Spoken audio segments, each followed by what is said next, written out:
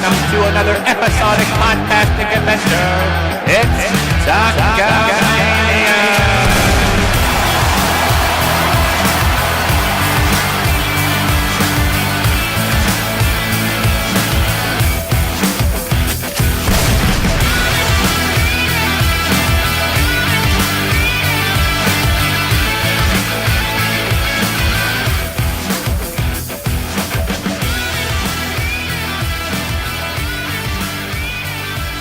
Hey, ladies and gentlemen, welcome back for another episodic adventure.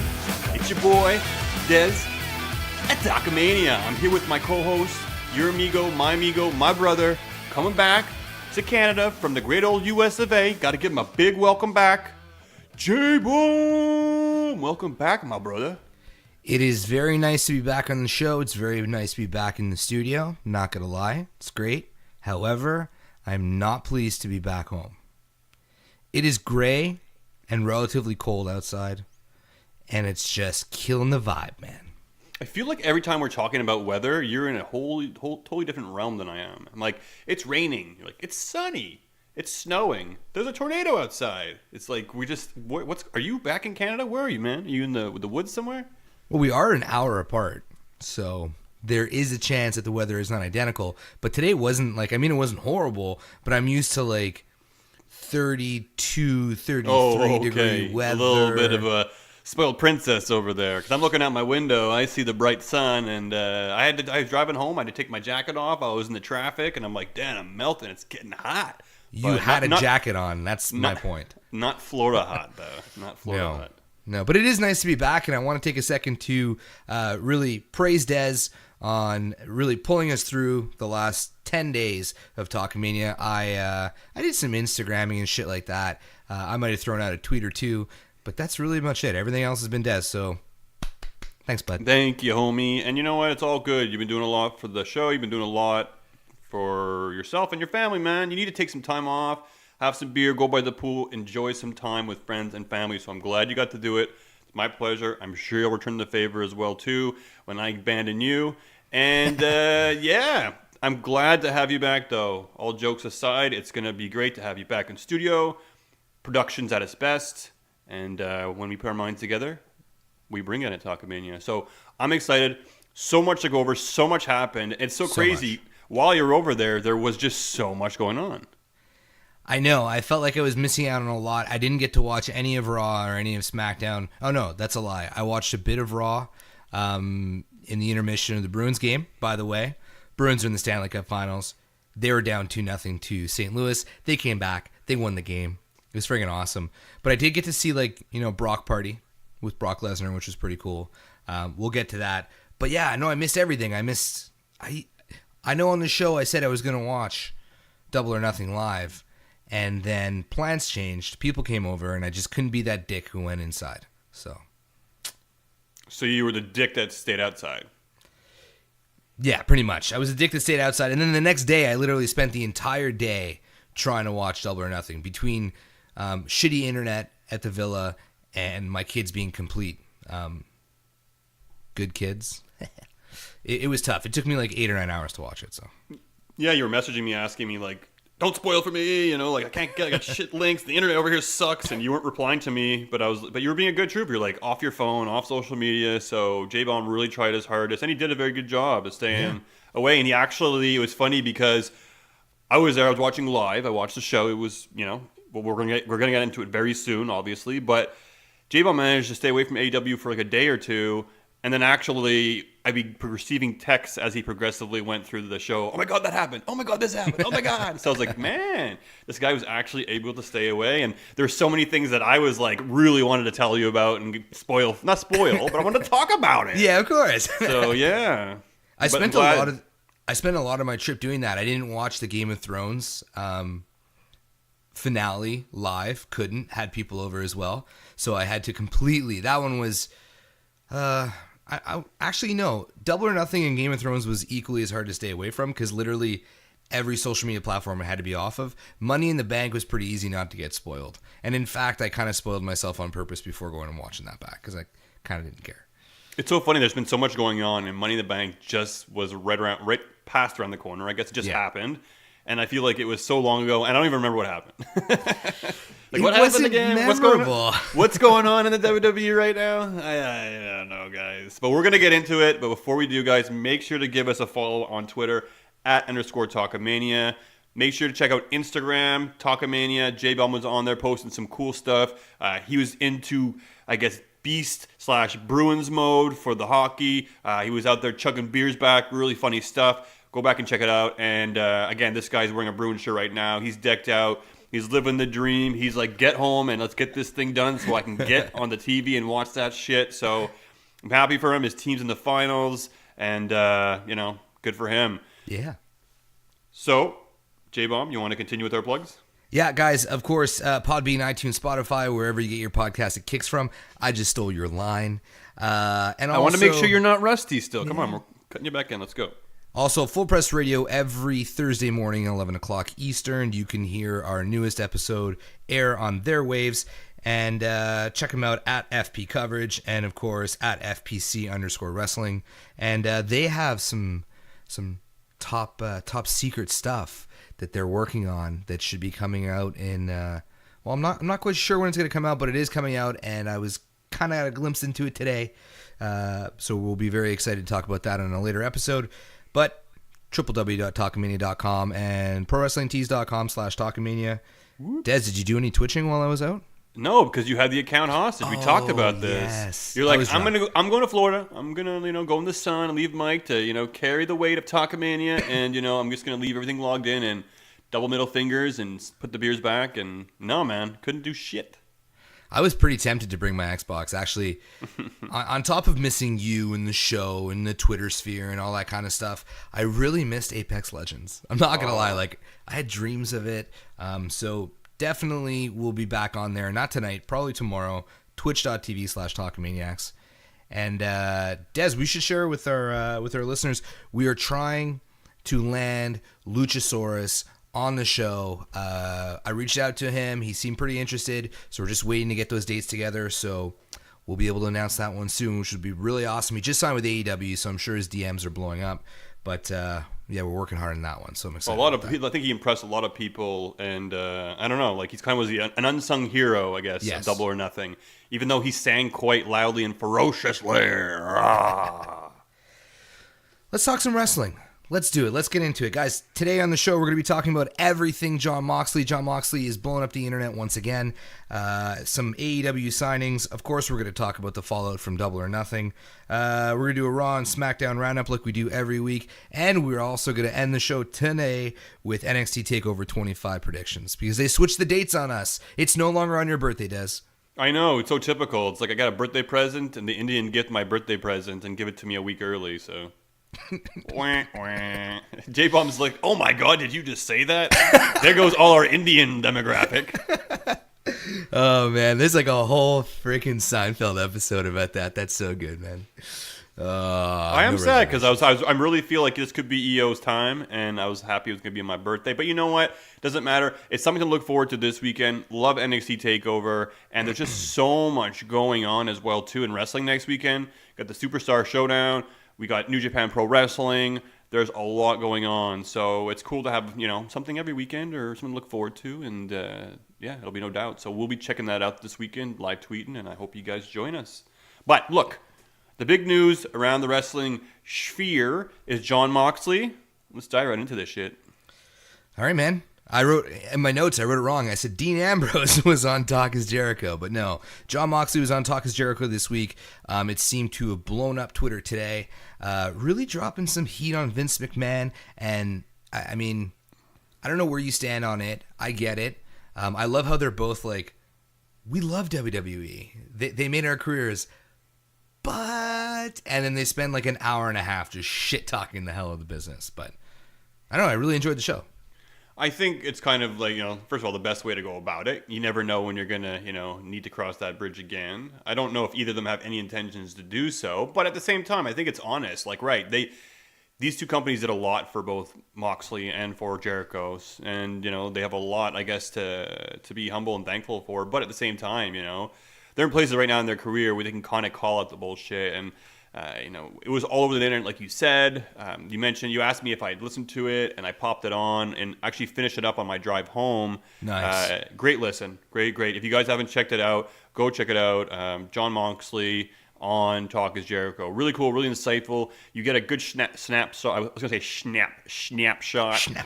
Snappy into his timeline as leading up to his exit. What basically drove him there? What were the breaking points, the multiple breaking points that he got to? And basically his interactions with Vince McMahon and how Vince McMahon is just surrounded by a bunch of producers and stooges. And look, man, he puts it so well and so many times during that podcast, and how like he's a professional wrestler, but he's also an artist, and he wants to go out there and bring life to a character and tell a story. But basically he's just told to go there and show up. They have the lines for him, they have the scripts, they tell him what to go out there and do in the ring and in promos. And he used to love cutting promos, and now it became his least favorite part. And he talks about all the embarrassing shit they had him do during that heel run, where he got the injection in his buttocks. And when his failure at the heel run, and basically how they week after week were just making him facepalm and questioning why the hell he was there, and what was the defining moment where he's like, that's it, I'm done. So definitely worth checking out, and one of the better, I guess, interviews on Talk is Jericho in quite some time. Yeah, it was. I'm not going to say it came in a left field, because AEW heading into Double or Nothing really made it a point that they weren't going to compete with the WWE, and then during AEW and during Double or Nothing and since Double or Nothing, it's just seemed like they are 100% at war right now. No, not at war. I know you made a face there. Not at war. I'm not talking about the Monday Night Wars. I mean, I think a lot of the people are going to, they're gonna gain their drive to prove a point, and to kind of make up for the time they spent in WWE, or if they were rejected from WWE. This is their opportunity to, stick it to them a bit. I don't think it's going to be a war every week like we saw with Cody and all that kind of crap, but I don't know, man. I'm really excited, and I wasn't excited for AEW leading up to it, and I probably shit-talked him a lot on this podcast, but that was some sweet stuff, man. Well, it's funny when you should talk to him so much, but I guess a lot of it had to do with, him not having the freedom that he had creatively. Yeah. He was always kind of like the third wheel of the Shield, I guess, in a sense, and just never really had the proper direction of what he wanted to do, and he's been unhappy for quite some time. Now, it's going to do many good things here. It's going to have other wrestlers who are in the WWE listening to this and being like, you know what? I'm motivated from this, and maybe I'm going to go elsewhere and do better things, and maybe that'll also indirectly cause the WWE to be like, shit, we got to make some changes. And he straight up said, like, look, I'm going to issue a challenge you, Vince McMahon. The way you produce shows is shitty. Change it. And, I mean, McMahon's very stubborn, so I don't know if that's going to really work. But at the same time, I kind of like this. And we weren't too... I mean, look, he appeared at Double or Nothing. It was amazing. But we all kind of felt like this was going to happen, and it did. And we saw a lot of he came out to the ring, similar to how the Shield walks out, but also similar to how Scott Hall and Nash walked out when they made the crossover. So I thought that was a nice little tie-in. He came in, he looked deranged, he did the dirty deeds, he tagged Kenny Omega. A little bit of just, sane Dino. But let's see. Now he can cut his own promos, apparently. I'm going to see what he can do in the ring, because he was saying how producers were basically telling him what to do in the ring at the same time. So I'm going to give the guy a chance, but I'm telling you, like, when he's himself, he's a great guy. And he's very smart, very insightful, very humble. Money doesn't matter that much to him. It's more about being happy and being passionate about what you're doing.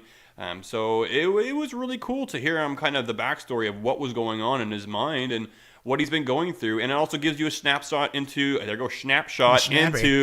the backstage kind of life of the WWE and the writers, and maybe it kind of gives you a little bit of insight on what Sasha was going through and what others are going through as well too. Who?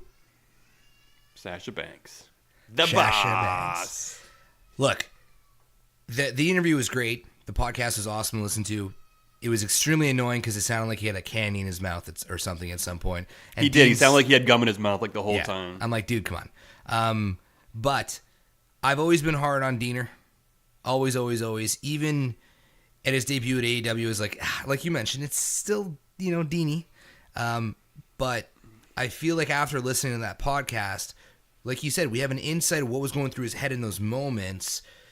So I kind of feel like that wasn't him. So I'm trying to shed the Dean away from the Jon. And I was talking to the guy over at Smart to Death, and I was like, I can't shake Dean out of this. I can't shake him off of it. And he's like, oh, he's completely off of it for me. I think today, after listening to Talk is Jericho, that more of Dean is gone from my mind now. That's cool. I'm going to give him a fair shake. His promo that he cut as Moxley was, again, very similar to Dean Ambrose. You said you watched it over a few times and kind of you saw, kind of changed your mind a little bit. And it got better every time I watched it, yeah. Yeah, that's it. I only checked it out once, but to me it kind of seemed like, something similar that we've heard before. But, I have no doubt, look, if he's going to let these creative juices out, there's obviously going to be, I guess, a new side of him that we're going to see. I'm really excited. And, dude, it's great for wrestling. It's great for wrestling. Yeah. He talked about how he shot that video too, guys. He paid $8,000 of his own money to shoot that video. That's peanuts. Come on. I know. While he was still working for the WWE, and McMahon was like, "Oh, do you want to come do this tour?" And he's just like, "F you." But it was funny because as soon as he told him that he was leaving, that's when they started putting him in that whole angle with Nia Jax, kind of getting him, buried a little bit and putting through tables and all that shit. And then it's so funny. I was saying, like, why would, if they knew he was leaving or they knew he was going to a competition or whatever, why would they have him do this whole Shield special? They had, like, this production team come out. Apparently they paid Dean Ambrose $500 for that gig. What a final burn, eh, McMahon? He's just like, we're making it special just because you're leaving. It's all about the Shield, all about you. Here's $500. Honestly, from a perspective, like, if I was Vince, the fact that they gave him such a long, drawn-out farewell, it was like they could have just kept him off of TV for all that time. But it would have made the AEW debut more had we not seen Dean in WWE, just a couple weeks prior. I feel like it was smart of Vince, or asshole of Vince, actually, to give him such a big farewell that he was still fresh in everyone's minds. Do you know what I'm getting at here? Like I feel it worked as a disadvantage. Maybe that they were hoping that he would change his mind, have a change of heart, and he would resign. I don't know. Maybe. But yeah, I don't know. I guess they were, I don't know. They talk about EC3 and how he lost in like 2 minutes. And he was like, clearly, as soon as I gave my notice, like, I noticed a shitstorm of these things coming through, So, and it's usually the case. I mean, he's leaving the company and he tried to vent his frustration many times to McMahon, and McMahon just didn't really want to hear it. And he gave his ideas and McMahon didn't want to hear it. And when he told McMahon why he was leaving, Vince acted like it was the first time he'd heard it. So, it's quite troublesome to hear what's going on back there. We see a lot of issues with the way things are booked and lack of booking and people being buried. And, look, we talked about EC3 2 seconds ago. They brought this guy up, and he's been a big jobber, and now he just sits backstage all the time. So, to me, it's I don't know if it's too much talent on their hand or Vince set in his ways or just their prehistoric dinosaur way of doing things. Triple H must be so frustrated because of all the shit he's doing to build people up in NXT, only to have them just be broken down on the main roster. There's not many that have translated it and done well. So it's quite unfortunate. And I also find he said something that was so interesting during this podcast, and it was talking about how, like, he made his character. He came back and he did the best he could and started making himself a heel. And, he would find ways to, like, still slip in, like, little, like, puns or comedy here and there, but he wanted to keep it in that heel realm, and the fans were buying into it. And then when the WWE saw that Ambrose was doing this organically, they were like, oh, well, we want to get our hands on it, and we want to put a hat on you, kind of.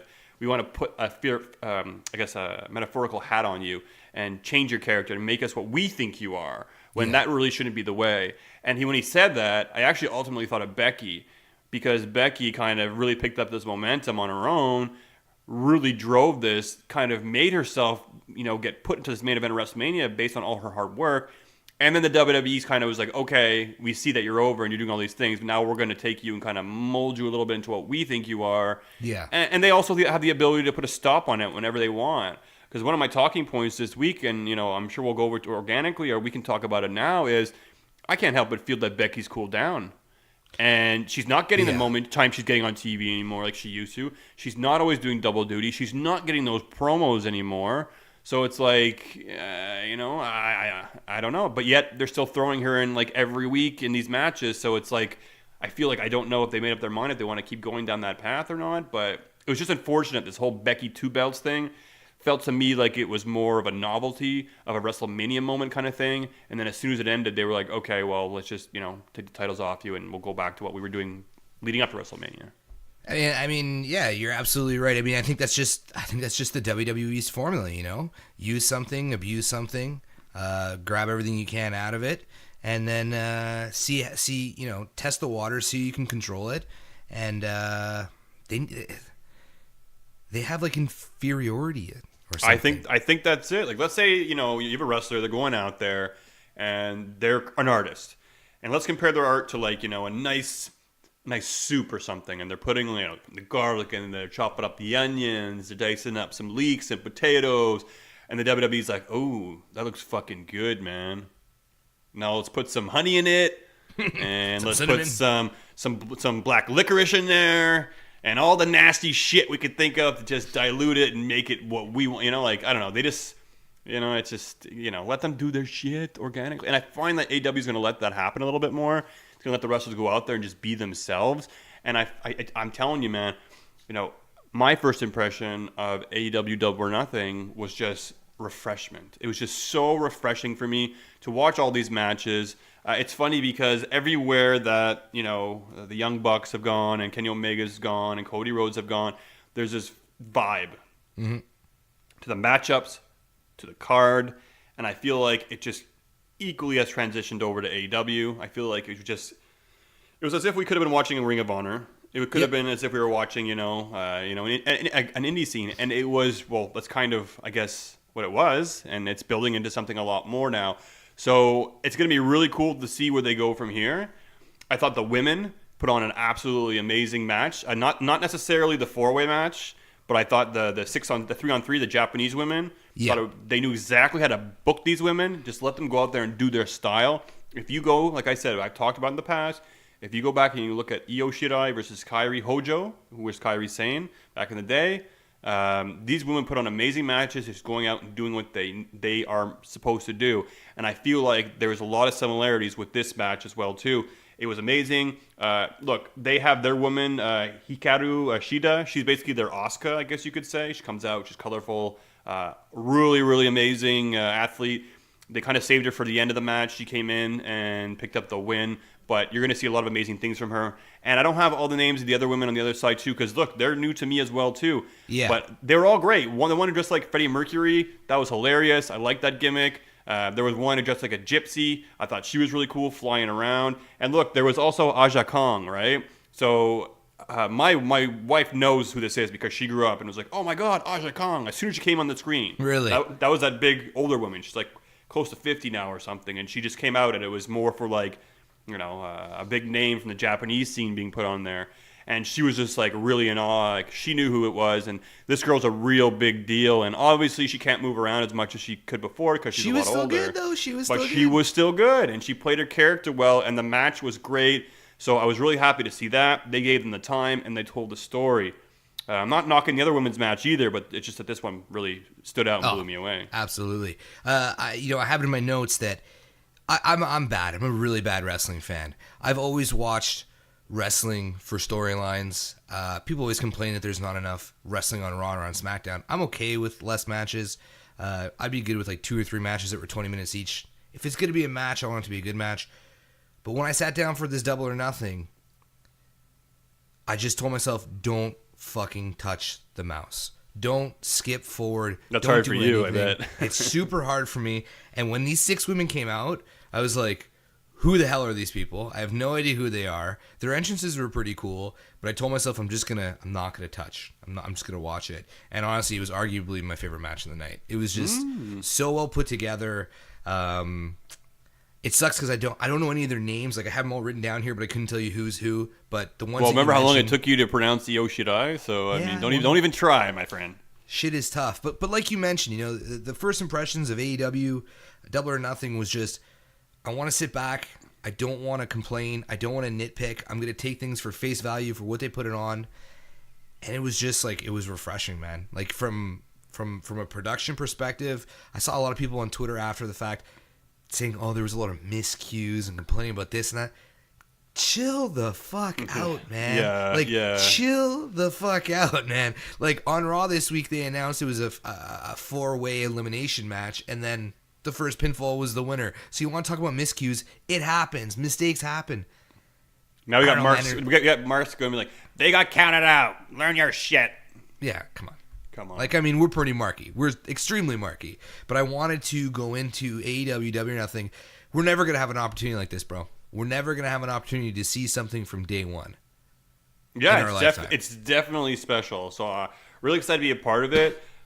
That was probably one of my favorite matches as well, too. I did like the Battle Royale. I love the Battle Royale. Really exciting match. The only thing I would say about it, what I would nitpick, was that the fact that Hangman Page and Pac got canceled, and the winner of basically the Battle Royale was supposed to be going to face Kenny Omega and Jericho, right? And the fact that they put Page in there, and obviously we knew at that point, since he was going to Battle Royale, he would be the clear winner because the plan was all along, to have that be the outcome more or less. So you kind of knew that going into it, but they got screwed into that finish. They got screwed into that finish because Pac didn't show up. I guess I just didn't want hey, this is our first big match on AEW, and I already know who's going to win, and this is the first day of the organization. Yeah. A little nitpicky. That's about it. I felt the same way too. I honestly, Page was in good shape though. I found I was knocking on him a couple weeks back, but he's definitely in good form now. I still popped when he came out because I didn't realize. I was thinking it was gonna be Moxley when it wasn't Moxley. I heard I don't know Page's song, even though I love Hangman Page. And then the horses, I'm like, who the fuck is coming out? And then I was like, oh shit! But I was still super excited to see him, and I was like, oh okay, he's gonna win. But even though I knew it, it didn't really bother me, and the match was still good. Like, knowing that in WWE could ruin an entire Royal Rumble. It could ruin an entire WrestleMania, because you're like, it ruined a whole year for me and you, going, oh, it's going to be Roman and Brock at WrestleMania. Right, we talked, that was a long year. So we knew the outcome, but the match was still super enjoyable because we got to see all these people debut. I flipped out when Luchasaurus came out because I was not expecting it. And in my head, I was like, oh, it'd be really cool to see him.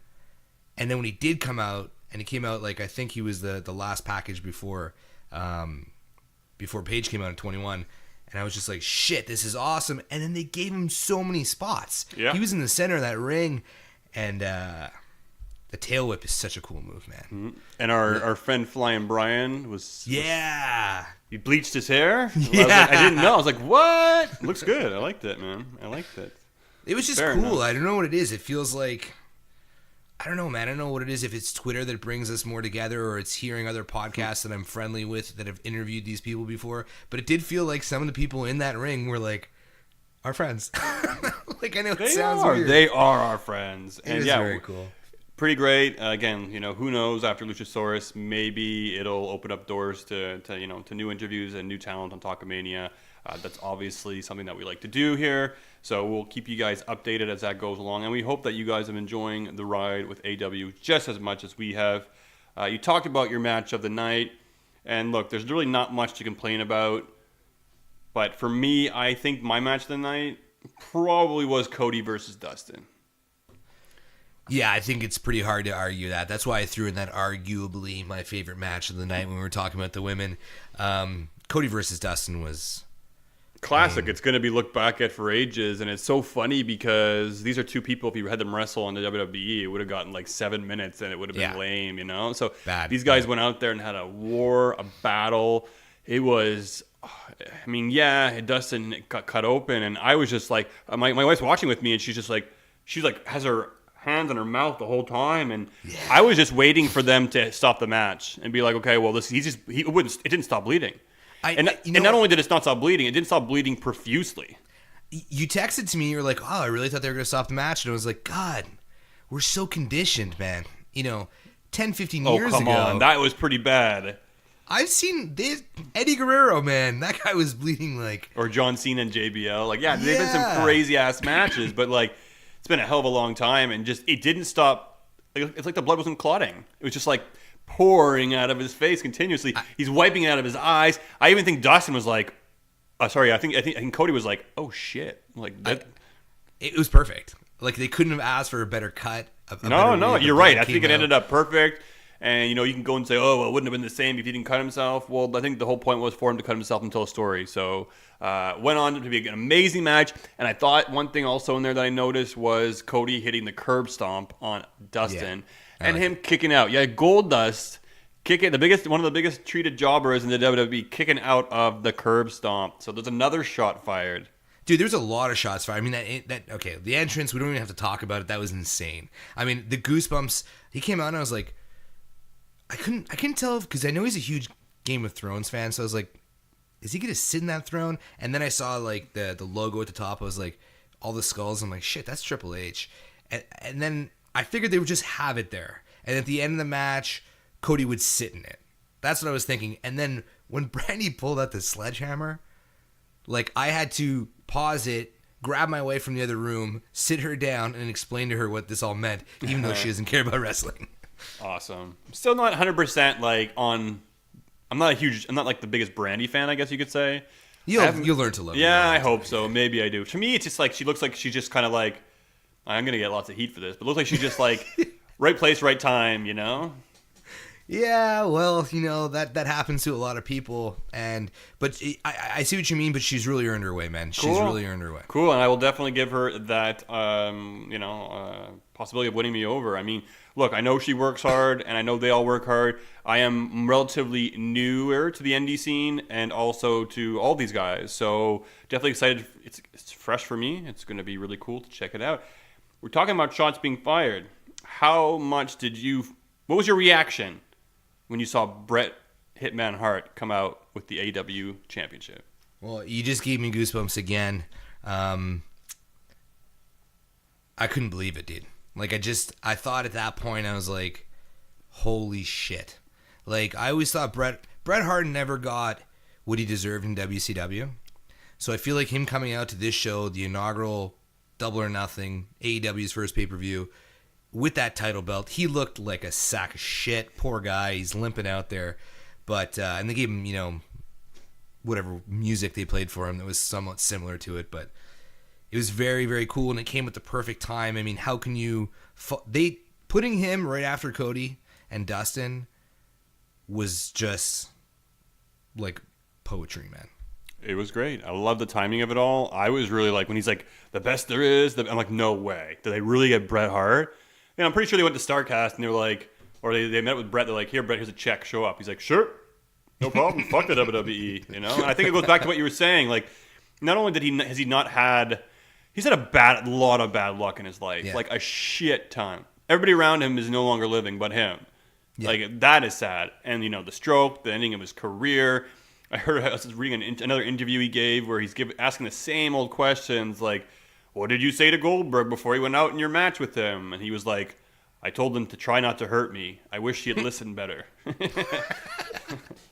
But it's like, yeah, he's, it's bitter, I'm sure. And not only did he not have, I guess, the perfect ending of his career in the WWE, I find the wrestling industry as well, too, just, he deserves a lot better in general. Like, Bret is, if you take a mold of, like, the perfect wrestler, he's definitely a contender. He's just all around phenomenal. Maybe took himself a little bit too seriously. Yeah, he took wrestling a little bit too seriously, and he's got to not hang on to things so much. But come on, the man. I love watching and going back and watching all his old matches. It's a treat for me.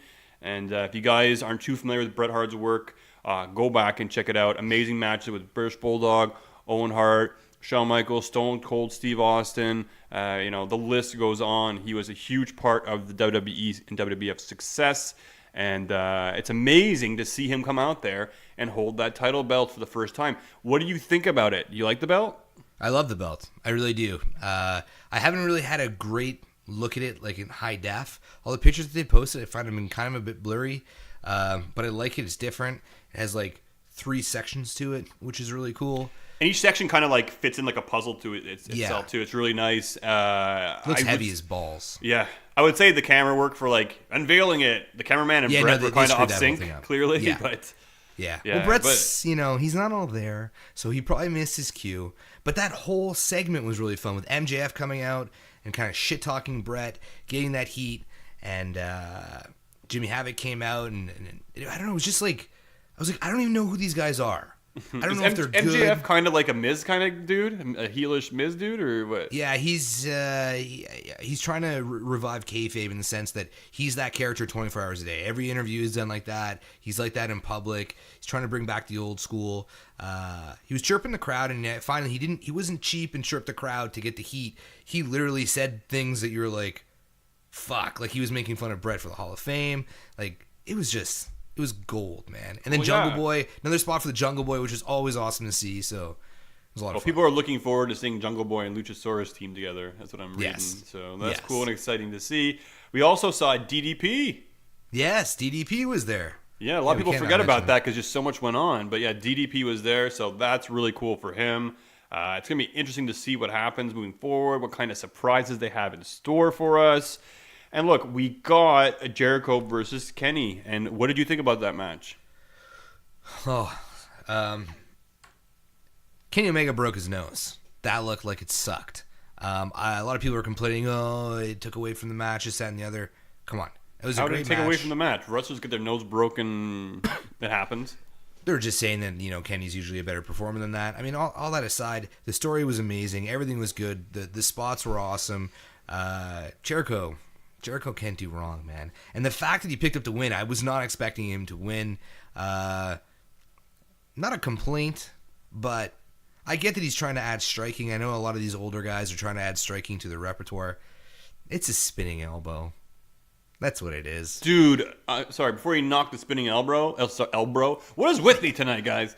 Before he knocked that elbow, maybe that could be Matt Riddle's move. The spinning elbow, diving elbow. Dude, that shit's so amazing. But, look, it's a striking move. I understand that he's trying to pull it off. It's a New Japan kind of inspired thing, or I guess AEW now inspired thing. Andrade, his spinning elbow, don't knock that shit, man. Because when that guy pulls it off, you're like, oh my god, how did he? And I never expected from Andrade. Like he pulls it out of nowhere. Yeah, he pulls it out of nowhere. And Jericho's, it was like, first of all, the match was okay. It was good. I felt it ended before it got going. And then you have Jericho pull out that elbow out of nowhere, and you're like, I roll back and I watch it, and it's just like kind of like he's measuring Kenny, and then he just kind of turns around and hits him, and Kenny just kind of crumbles, and that's it. Oh, so like you said, I didn't expect Jericho necessarily to pick up the win offhand going into this match, but look, I knew that Moxley was going to show up. It was quite obvious, and I saw some people after tweeting, "Look, guys, look at my tweet. I called it." It's like, dude, I think we all knew Moxley was going to show up there. I think it was a pretty good chance he was going to be there. Except for Jim Ross. Jim Ross apparently didn't know. So right. Okay. But yeah, I mean, what was I saying?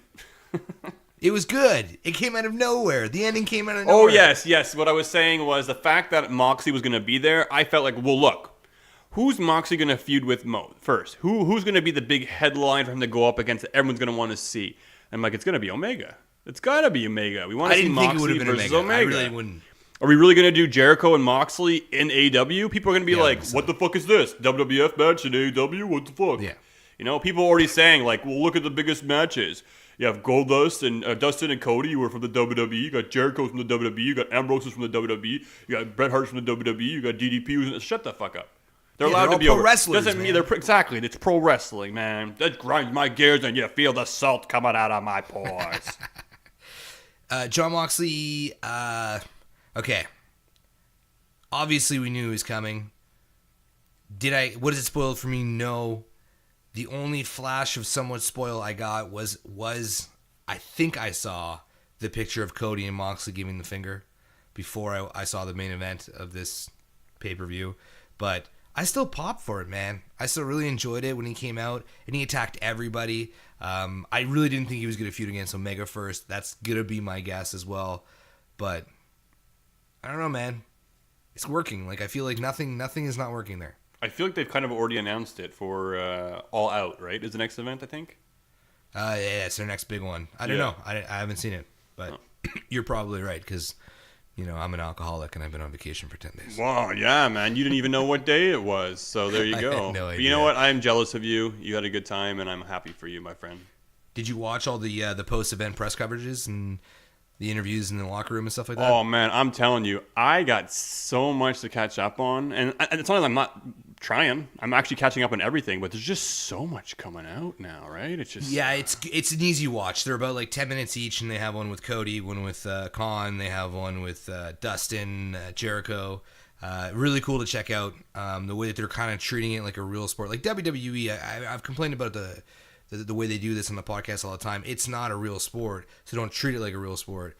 But AEW is doing the same thing, but they just seem to be doing it properly. So you kind of get this like a little bit of kayfabe still involved there, and a little bit of pulling the curtain back. But it was really cool to see because after the event, the press wasn't AEW scripted press. It was legitimately like ESPN, CBS. The guys that busted open were there. Mark Henry was there. And they were asking him legit questions about, like the business side of it. Not like, oh, Seth, what did you think when Dean Ambrose attacked you with the chair? Like, it wasn't bullshit. So it was really, really refreshing to watch. They were like, how do you think the pay-per-view went? How do you think the ratings went? Were you expecting this many subscribers? Like, yada, yada, yada, and all this crap. It was freaking awesome. I fell in love with it. Well, did you see Kenny Omega when they asked him about Kota Ibushi? And they're like, oh, why didn't he come over to AEW? And he's like, well, I could have asked him, but I didn't because I know if I would have asked him, he would have come. If I would have begged him, he would have come. But I know that he needs to do his thing in New Japan. It's his time over there. And he started crying. Oh, really? Yeah, he started crying, getting emotional. So, that fuels a lot of the speculation of their special bond. You look at that was it the ESPN special came out where it's the Golden Lovers, right? So, yeah. You can question Kenny Omega's sexual orientation all you want. It's none of our business. Maybe these guys have a special bond. But it was cool and refreshing to see that organic aspect of it. Is it the last we're going to see of those two together? I doubt it. Because if we're seeing Dean Ambrose go to New Japan, I mean, Kenny Omega could easily go back to New Japan and do a program or work with, Kota Ibushi in one way or the other. Damn, we got to stop calling him Dean Ambrose, eh? Moxley. I think I've been pretty good. I think you've been better than me. I've maybe like an 80% average here, but it's going to take some getting used to. But that's his job. That's his job to convince him that he is now Moxley and no longer Dean Ambrose. That's it. Yeah, like you mentioned, Moxley's going to fight Juice Robinson at the Best of the New Super Japan. Juniors. So yeah, they're going to be doing their weekly TV program on TNT in the fall. And up until then, I think he's got free reigns to go around and do whatever he pleases on the indie scene. So there's already been a few announcements of some places where he's going to be going. I think he's also going to face Joey Janela. Yeah, that's it. That's it. So Can we take a second to talk about the elimination, Luchasaurus and Joey Janela going through that table to the outside? And how he survived it. Yeah, and the way that he just sat there. You know what I thought when he landed? I was like, well, his feet didn't touch the floor. I was like, is this guy going to Kofi it up? Or Curtis Axel, Axelmania. He's like, I never got, next year at the Royal Rumble, he's like, I'm still in the Royal Rumble from last year. It's like, I love that. All right, Des, let's move on. We've talked a lot about AEW, actually most of the And shows I'm in sure we'll AEW. talk about it a lot more moving forward too, guys. That's it, AEW. We talked about wanting to move more into other promotions and indie scenes. What a time to be alive. We'll have a lot more AEW coming your way, guys. So I hope you enjoy it. And if you don't, well, I got 2 words for you, my friend. Suck it! Or 3. AEW.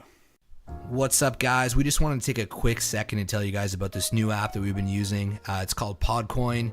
It is a podcast player. It's great. If you're not familiar with it yet, I highly suggest you checking it out. It's a free app. It's available on iPhone, on Android, and you could actually use it.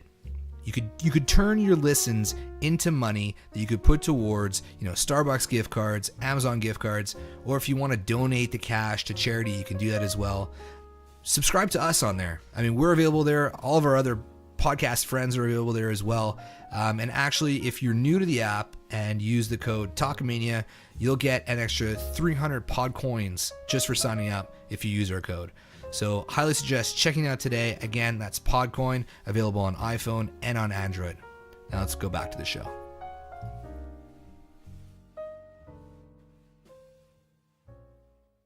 Oh boy. Let's get into the stinky bit, because that's how it's been lately, guys. It's funny. It really makes you see, though. We're defending WWE every week, and I will defend them. But What a change in Talkamania right now. I was excited for you to come back, and I was excited for this show because there's so much to talk about. And now the WWE, look, shots were fired. The WWE has a big opportunity to respond and do something drastic, do something big, make some changes. And what do we get on Monday Night Raw? Well, the first hour of Raw, not one single wrestling match. Not one. Not one. And when we do get that match, it's Shane McMahon versus Lance Anoa'i. I'm sure I'm slaughtering that. The Roman's cousin or whatever, was third, fourth, fifth cousin. They have so many in their family, but they sent him out there so Shane can that's real? That actually happened? Yeah, it actually happened. No, dude. Yeah. No way. Okay, did you notice a couple weeks back they posted on Twitter a picture of Seth Rollins without a beard? Did you see that? I might have missed it. Okay, well then I saw a screenshot of what I thought was Roman Reigns without a beard, and it said Lance underneath it. No, he looks like the family, right? So holy, he looks like Roman mixed with kind of an Uso, I guess you could say. So, but yeah, Shane just took it to the guy, and Roman was nowhere to be seen. He didn't come out. He didn't help him. But it was just a painful segment to watch. Him coming out, being the best in the world, the shame spiel. They just literally ignored AEW and just kept continuing doing what they're doing. And even worse, it's like we go 1/3 of the show without any good wrestling. I mean, I don't think that they should have addressed AEW. I think it would have been silly of them to do it. But they did. I know they eventually did. Now, do you think it was just Sammy going off script or? No, come on. Is he that stupid? Career suicide? I'm pretty sure he went up. They removed it from the YouTube. They removed it from Hulu. Maybe they ended up deciding that it wasn't a great choice after all. I'm just going to tell you, there's no way Sammy's going out there and saying AEW, without either wanting to get fired or released so he can go to AEW. I don't know. There you go. But you know what? After all that, you know what? My whole brain is blown up, dude. Okay, first, whatever's left of it from Florida, right? Yeah, exactly. After that talk is Jericho, man. Really, I didn't think we would ever hear somebody, especially of the likes of Jon Moxley, and Jericho's doing it too. Jericho's totally on the attack. Jericho had. If you listen to the podcast. What I liked about it so much was Jericho barely talked the whole entire podcast. I know, I noticed that. Yeah. It was just Moxley talking, and it was really refreshing. And Jericho kind of threw some things in here and there, and yeah, he calls a spade a spade. He knows what the machine of the WWE is. So we can't stop talking about it. Well, I mean, it's the big news, right? So it's going to be cool. Good. Apparently, he's filming a larger video segment too now that he's going to be putting out there, like a short film. Yeah. Ooh. So it's going to be cool. If you guys want to hear more about that, check out the podcast. Let's stay on track. WWE sucks lately. Shane was wrestling one of the other million Samoan cousins or brothers, and it was a stinker. So the only really good things I can really take. Let's go off that point of Sammy first before we move over. Okay. I have to believe that he was told. He basically has been McMahon's mouthpiece, going out there and saying, the people, you're pathetic. Because Ambrose, I'm going back to Moxley here again, on Talk is Jericho, was saying how, I want you to go out there and be like, this people, they're the plague. Liverpool, it sounds like a skin disease. That's good shit. That's good shit. So the fact that he's going to say that, Sami Zayn going out there, you can clearly see this as an echo of Vince McMahon. So I don't think he's going out there and saying anything he shouldn't. I think Corey Graves kind of acted like, don't say this, don't say that, don't talk about Becky and Seth, just to kind of play that let's not talk about that thing. But ultimately, I think in hindsight, the WWE realized it was a really stupid thing to do. Because you have all these millions of viewers watching and are like, AEW, why would I talk about Google? AEW. Yeah, and that's it, man. And that's it. That's all. So I think it was fairly stupid. Now you have Vince Russo, who's all over social media and saying, the WWE and AEW are in bed together and they're working together and they have us all. And it's I don't really think so, man. I really do not think that's the case. So, and especially if you listen to the podcast with Jericho, especially if you watch AEW, the shots fired. I mean, look, if they do, then they're masterminds, but I really don't think that's the case. And I think they realize their mistake and and giving them any kind of attention. So, but look, Yeah. I think they should have rebounded a lot better. I think they should have changed up some recipes, but it looks like this week was more or less the same, if not worse than, the current product that we're getting in the WWE outside of Brock Lesnar and the Brock Party. Yeah, I saw everybody going crazy over it, so I had to go back and rewatch it. Very out of character. I liked it. Brock talked.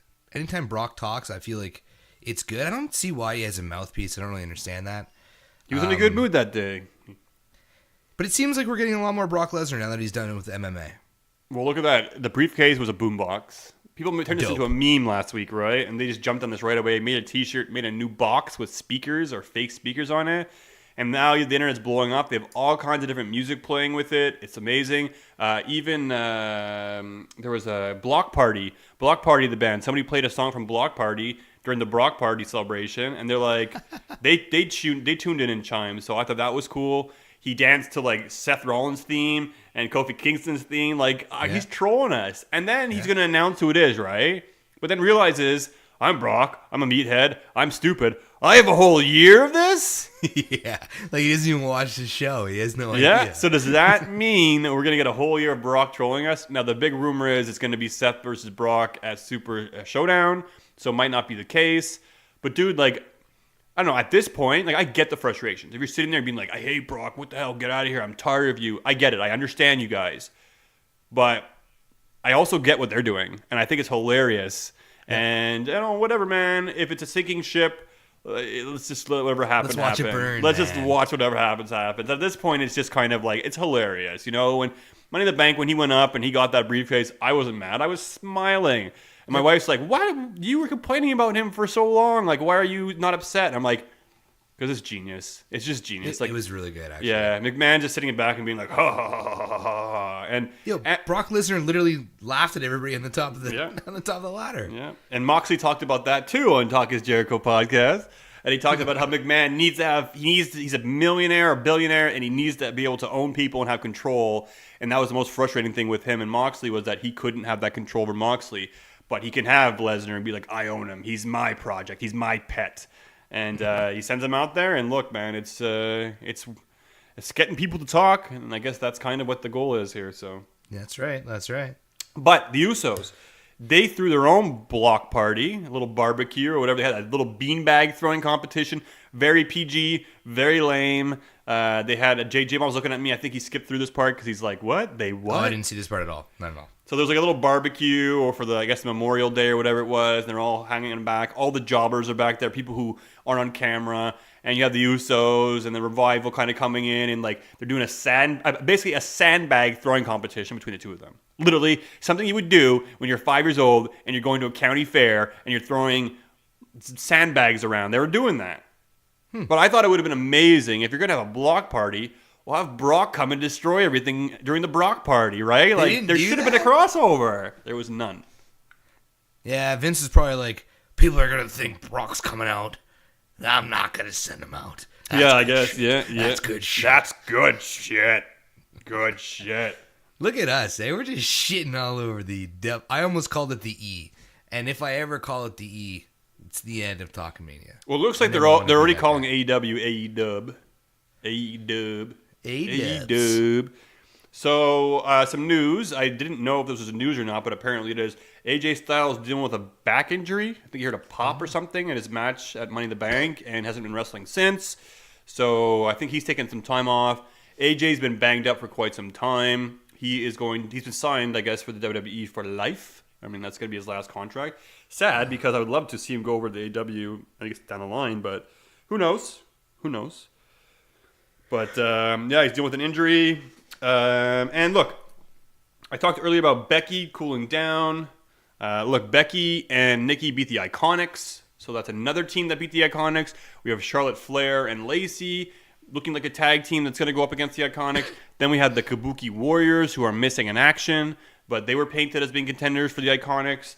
And we saw this week, like I said, Becky, Nikki picking up a win. And Becky debuted, she's used it before, but now an official finisher, the Man Slam. Yeah, it's like a modified rock bottom, eh? Yeah. Yeah. No, I saw her landing on Charlotte. It was pretty good. People were. I did see this part when she.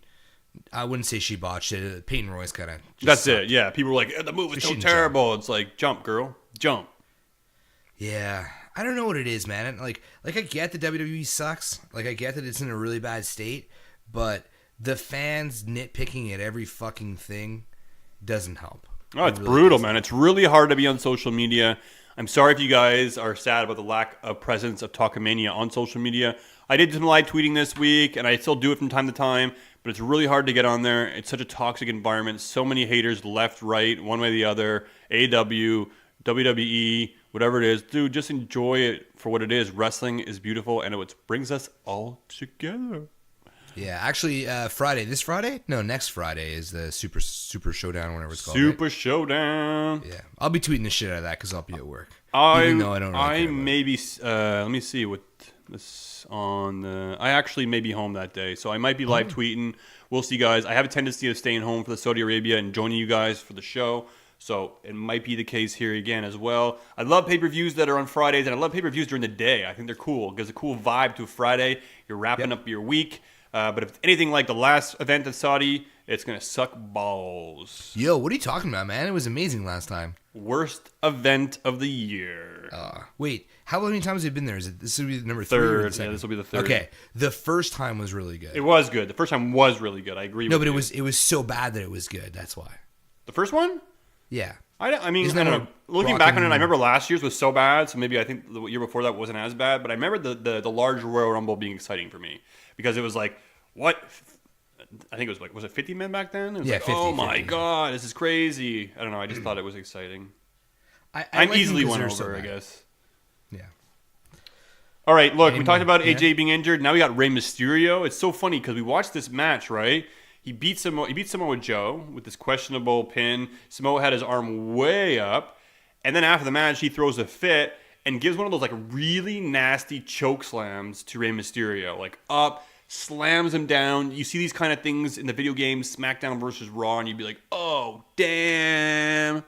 But apparently Ray separated his shoulder, and he's going to drop the U.S. title. So all this is shit. I think J-Bomb is right. I think the U.S. title is a curse. It's a fucking curse. I think it's a curse. It's so funny. You have Samoa go out, he loses this short matchup, gives the title to Rey Mysterio, and then like Rey Mysterio gets injured right away. And then it just seems to be a curse.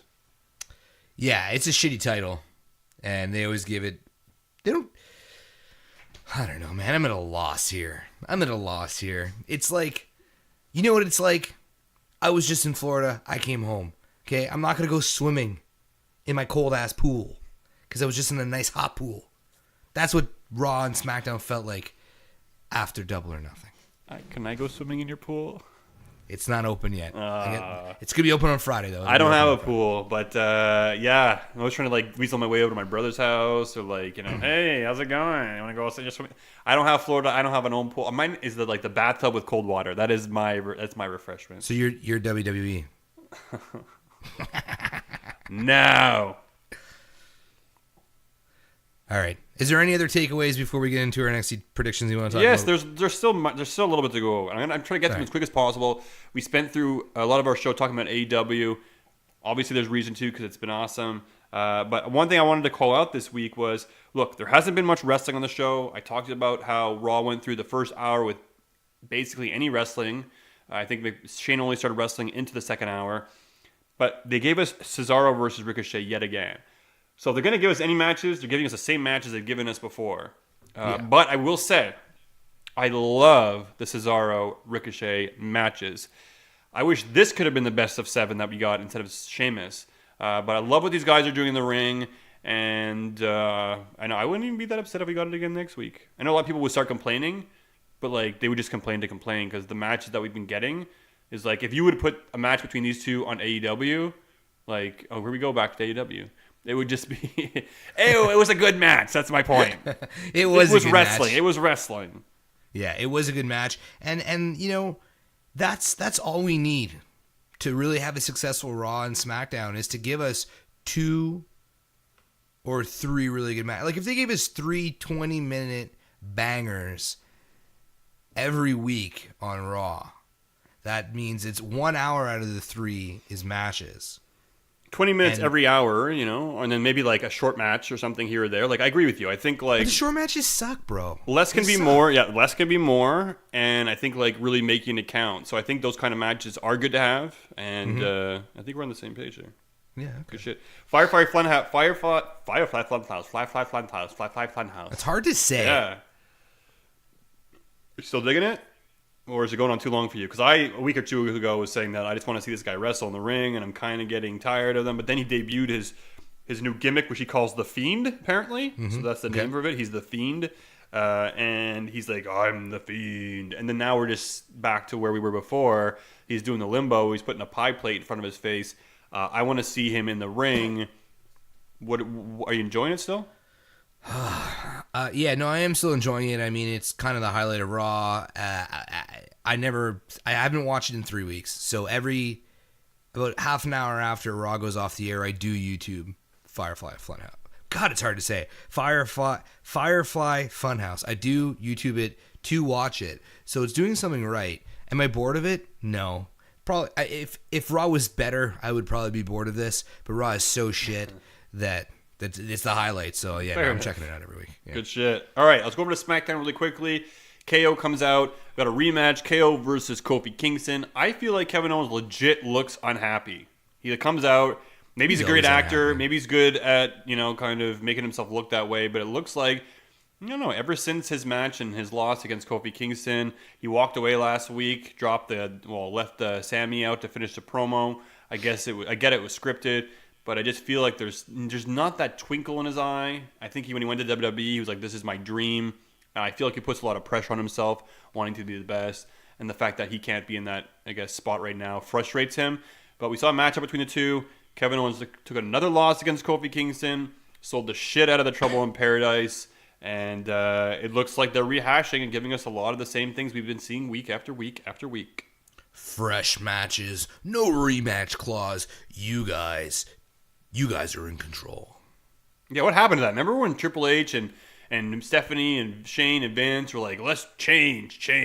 We're going to listen to you. We're going to do that. Nothing ever came of it. It's like... That's good shit. Yeah, it's good shit. It's good shit. It's good shit. You guys, go back and listen to them talk about the promos that they were writing for Moxley. It was hilarious just to hear the process of how frustrating and how much Ambrose... Look, if you want to knock this guy for walking out, just listen to what he was going through. And think about what everybody else is going through, too. So... Except for Sasha Banks, fuck her. Daniel Bryan, he has a new saying now. No longer is it fickle. Now it is fracking. Fracking is his word now. I guess so we can get the closest thing to fucking on t-shirts, I guess. So we can say fracking instead of fucking. Well, yeah, he uses it in his promos. So I guess that's a clever way of doing it. And he's talking about pigs. And he gave a pig a name this week. And he called the pig Wiggles the Pig. So he's talking about hot dogs. But did you not know that the hot dogs that you guys eat are from Wiggles the Pig? And he is a smart, well-distinguished pig who has a high school and college degree and went on to create the cure to polio. And you guys are all eating Wiggles the Pig. Frack you. Frack He says, you. frack you? Fracking. But, I mean, he's, it's the first week with it. We'll see where it goes. So, basically, he talks about Daniel how Bryan's good. He's going to make the tag team division be relevant again. He knocks it and say how it's garbage. And the first contenders come out, and it's going to be Heavy Machinery. So, tag team division alive? Dorka-dorka-dorka-doo. We'll have to wait and see. We'll have to wait and see.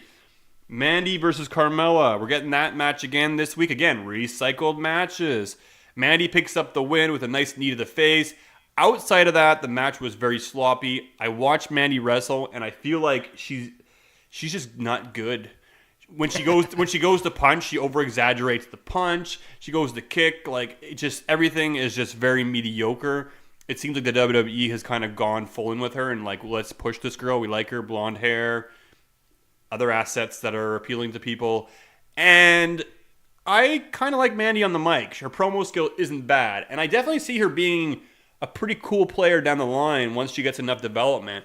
But I feel like if you're putting her and Carmella in a match over the Kabuki Warriors, blows my mind because you had the Kabuki Warriors come out, win an amazing match, and then say, they're the Kabuki Warriors, they're our tag team, they're taking on the tag team division by storm, and then they're not there 2 weeks in a row? What the fuck? Good shit.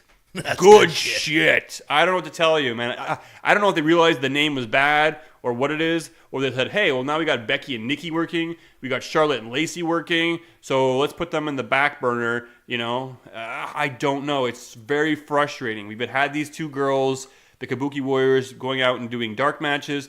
They did it again this week and beat the Iconics during the dark match. So you had the women tag team champions in the match, in a dark match. Like, what the hell is going on, my friends?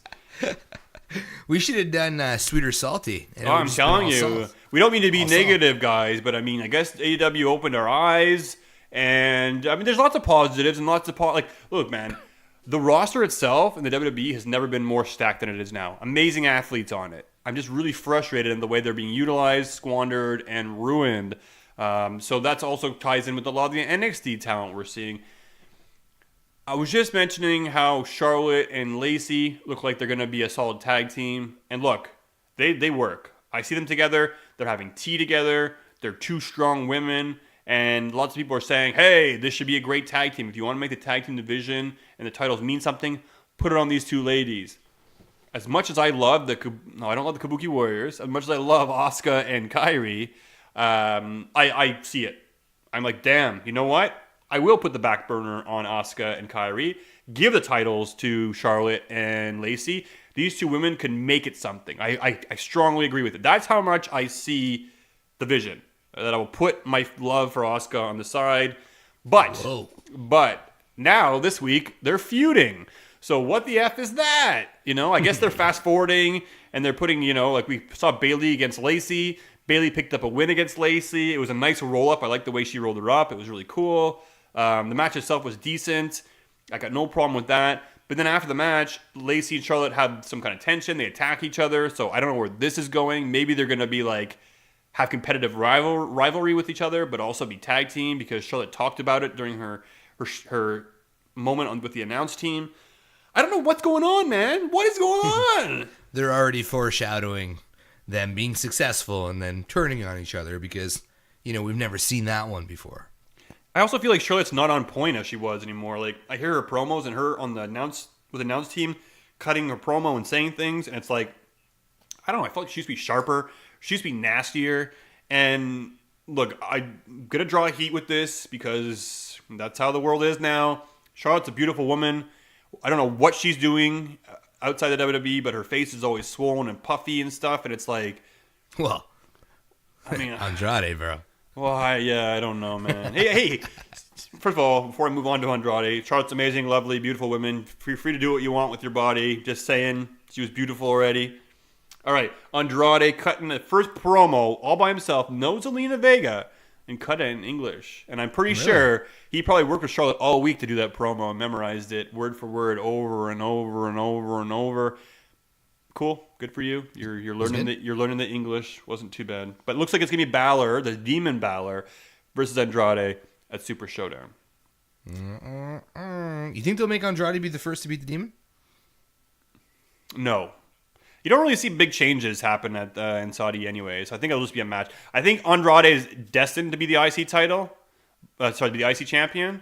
But I don't know if it's going to be at that show. I mean, I don't see him beating the Demon. Speaking of demons, Aleister Black cutting another promo, very cryptic, talking about how basically, whoa, who's waiting to pick the first fight with Aleister Black? He's like, in reality, you know, I'm looking...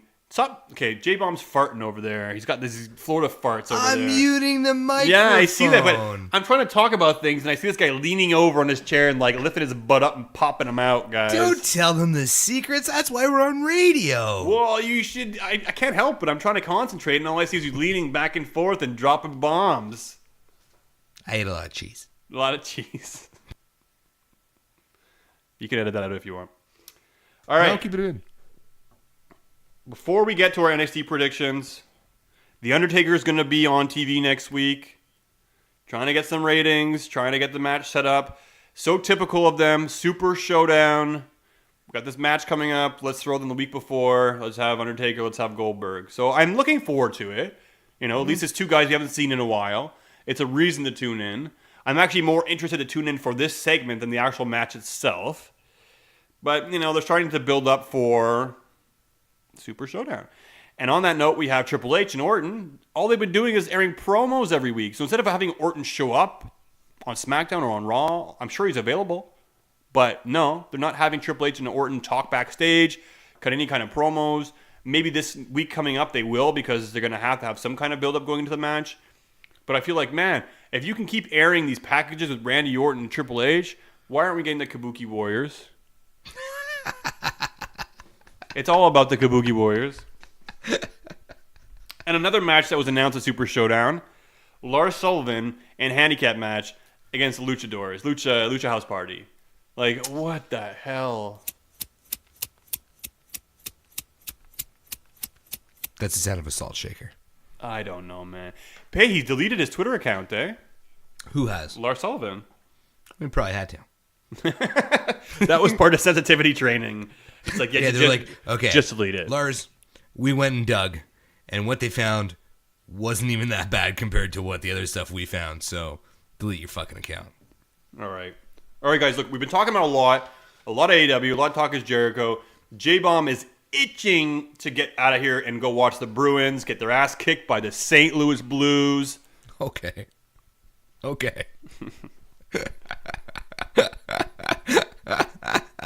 Good joke. Well, it could be the Carolina Hurricanes. I mean, you know, it could be easier, or it could be the Blue Jackets. You know, what, Maple Leafs were the only real hurdle for you guys. Well, the hurdle is getting in the playoffs. Okay, so a lot of people are talking shit about the Bruins. Oh, they've had an easy look. And most of those people are Habs fans. Look, make the fucking playoffs, then you can have a voice. It's not just the Hab fans, man. It's not the Hab fans. Okay, the Leafs fans are also doing it too. Lots of people are saying that the Bruins have had a cakewalk. But you know what? I actually disagree. I will disagree. Playoffs. I disagree. I think they had a really big challenge against Toronto. Look, they almost got eliminated by Toronto. Columbus Blue Jackets also gave them a run for their money in certain games. I would say that Carolina was a bit of they smoked Carolina. Yeah, it was a bit of an easy round. Well, look, we can't say that for St. Louis. It only just started. You were just saying how St. Louis almost took the game for Game 1 and they turned around Boston. So they took the first period. All I'm doing is trolling you, man. That's all part of the fun. I'm happy for you. I hope you enjoy it. And at the same time, I'm just dragging this on so you can't go watch your game, bitch. Okay, we got 15 minutes to the game, and I want to talk NXT TakeOver. I'm gonna push the envelope. I'm sorry if I was boring during that roundup of SmackDown and Raw. I'm sure I would have been better if I had watched it. I literally haven't watched WWE in 3 weeks outside of Money in the Bank. This is no different than any other week where you're like, I didn't watch Raw or SmackDown. No, dude. No, I would always watch it or skim through it. It's unbearable. I watch Raw on my lunch break. It's like I watch a 3-hour show on my 1-hour lunch break. Actually, I would watch it in like 20 minutes. Oh. Because, I would watch the talking segments, and I'm like, nothing's happening. And then there'd be a match, and I'd be like, well, who cares? This literally doesn't mean anything. Unless it's Ricochet versus Cesaro. No, I would watch that on GIF. Oh, you bitch. All right, NXT TakeOver 25. It's happening this weekend. Surprise, surprise. As far as I know, it was supposed to be June 8th, and they've moved it to June 1st. Cool. Something to look forward to for the weekend. So, guys. Wait, no, I have an NXT thing. I have one. Let's do it. Here we go.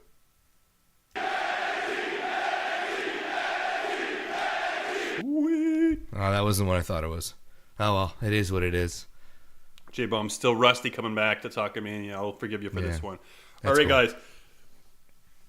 So we got NXT coming up this weekend.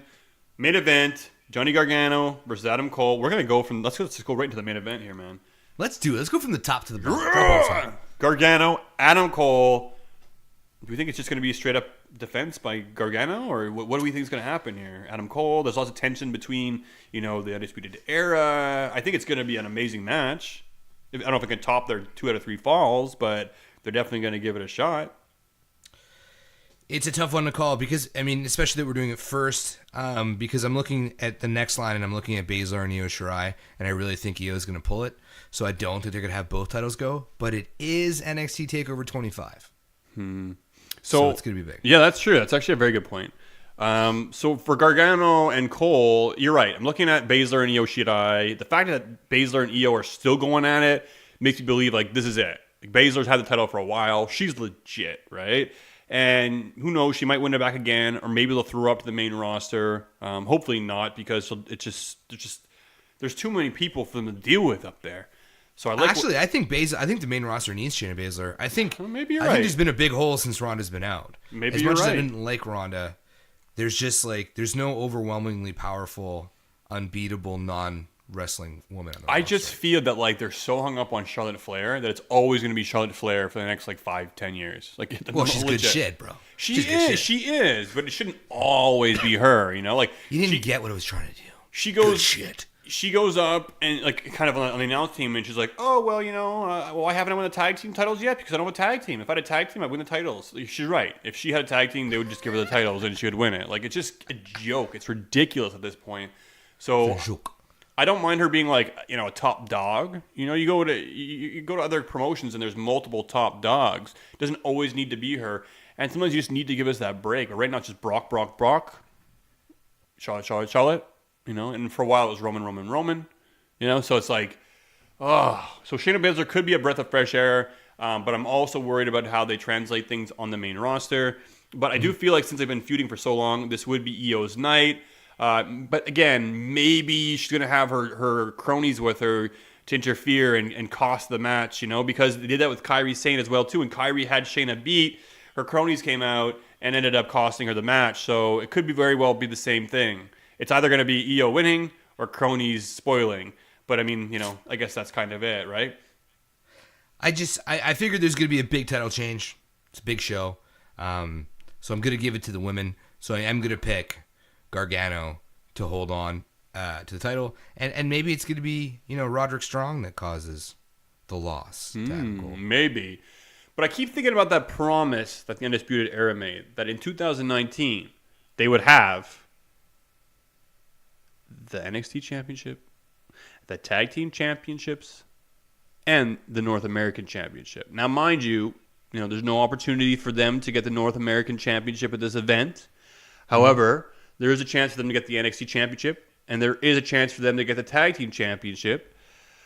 So I have to think maybe this whole thing with Roderick Strong is a twist, a spin, it's a misdirection, a sleight of hand. I'm gonna play devil's advocate here, and I'm gonna say Adam Cole's gonna take it, baby. Ooh, all right. Look at us. We are split off the start.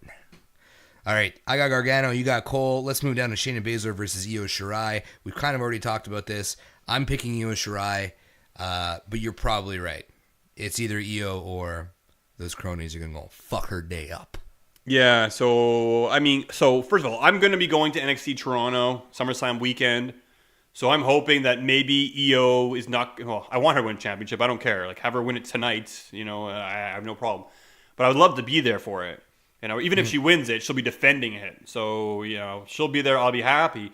However, I can't see two titles changing. So I have to think it's going to be the cronies that are going to interfere. Ooh. We're going to be divided on two. I can't go against my girl, though. Shayna's going to win it. Damn, that's two. That's two are against each other, bruh. I hope I'm wrong, though, on this one. All right, let's move on to the NXT Tag Team Title Ladder Match. That is going to be sick, guys. Super excited. You have a great talent in there. Only Larkin and Danny Burch versus the Street Profits versus the Forgotten Sons versus the Undisputed Era. Now, guys, I know Street Profits, they weren't really prominently, I guess, highlighted on NXT for quite some time. The Forgotten Sons as well, too, a bit newer. But now that we see tag teams leaving NXT, going to the main roster, it gives us a chance to see new tag teams. So this is going to be a cool match to see those guys highlight their, I guess, potential. I'm pretty sure the War Raiders or the Viking Experience are probably looking back and being like, damn, I miss NXT because they're missing, the main roster every week, too. Sanity as well, remember that? Like, all these teams that were amazing on NXT just dissipate into nothingness. It's sad. And I would love to have any of these teams. Put Sanity in there, man. That would be amazing. Like, it's sad. But it's sanity. It's sanity. But look, I'm going to give this one to the Undisputed Era. Yeah, I'm with you, man. Yeah, no, I'm with you on this one. Looking at Oni Larkin, though, and Danny Burch.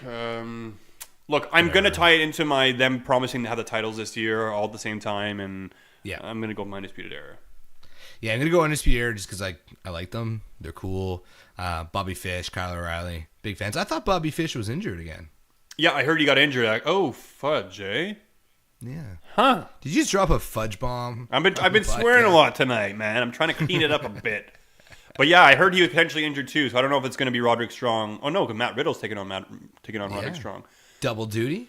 Well, then I imagine he's going to have to be involved. And if not, if the Undisputed Era is taken out or whatever, then it's going to be Oni Larkin and Danny Burch. But I'm going to go with Undisputed Era because I'm assuming they're both going to be there and representing. Yeah, I'm going to go with Undisputed as well.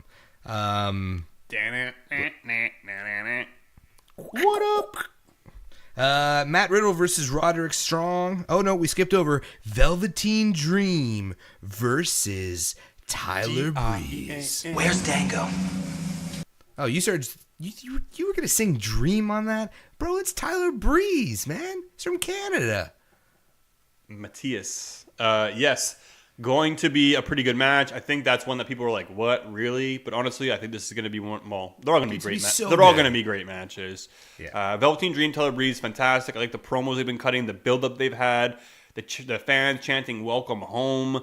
Look, I wouldn't sell Tyler Breeze short. I think the match is going to be great. I think Velveteen is going to get a run for his money, but ultimately, the Dream is going to retain. Yeah, the Dream will reign supreme. That's for sure.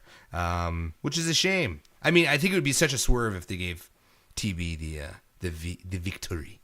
Yeah, maybe. Maybe I could see after this. I could see like Roderick Strong coming out. They think that he's going to screw over Adam Cole, and then he helps Adam Cole, and then maybe Roderick will go on to like challenge for the North American Championship next, and then take it off Velveteen, and then Undisputed Era will finally have all the titles like they set out to do. So Matt Riddle, Roderick Strong, bro. I'm going to give this to the bro, Matt Riddle. Yeah, was it at last NXT? Was the last NXT the one at WrestleMania? The one that we were at. Yeah. Okay. Yeah, and Matt Riddle lost. So against the Dream. I mean, it's no yeah, shame, against no the shame. Dream. I get it. No shame, bro. But I just, I don't think he's gonna go back to back. Bro. And Roderick can take a loss. It's no big deal. No, absolutely. So there you guys have it. Small card. There might be another one thrown in there, maybe a pre-show or whatever, pre-match. But Johnny Gargano, Adam Cole, J-Bomb has got Gargano retaining. I'm going to be devil's advocate. I got our man Adam Cole, baby, winning the title. Shayna Baszler, Io Shirai. J-Bomb has Baszler retaining. Sorry, I have Baszler retaining, and he has Io Shirai winning. Is that correct? Right? That's right. That's cool. right. That's right. And Oni Larkin, Danny Burch will not win. It will be the Undisputed Era who are going to be winning their tag team titles again. And we both agree on that. And then Velveteen Dream we both agreed upon, and Matt Riddle we both agreed upon. Pretty straightforward, guys. Yeah. Pretty straightforward. But NXT is going to be off the hook. It always is exciting. I'm very happy to have AEW last weekend, and now NXT look forward to this weekend. You get a little bit of that, I guess, indie feel to that as well, too, because there's a lot of more free reign and creativity to go out there and create magic in the ring. So I'm really excited, guys. Make sure to follow us along. We'll be tweeting and we'll be watching live, so check it out. And again, I'm going to go back to it and say, check out Talk is Jericho with Jon Moxley. Good shit. It's good shit. Yeah, and you know where to follow us, guys. Twitter, Talkamania, Instagram, Podbean, iTunes, Spotify, Full Press Radio, www.talkamania.com. Buy some merch, all that good stuff. We're 5 minutes out from the Boston Bruins winning Game 2. So on behalf of Talkamania, J-Bomb's out. Dez, say bye. Happy Rusev Day.